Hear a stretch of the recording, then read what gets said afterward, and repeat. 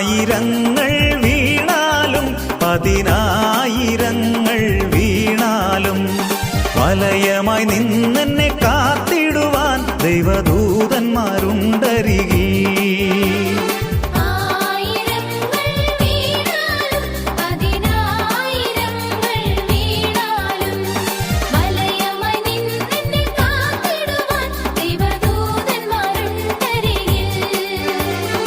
അസാധ്യമായി എനിക്കൊന്നുമില്ലല്ലോ, സർവശക്തനാം ദൈവമെന്റെ കൂടെയുണ്ടല്ലോ.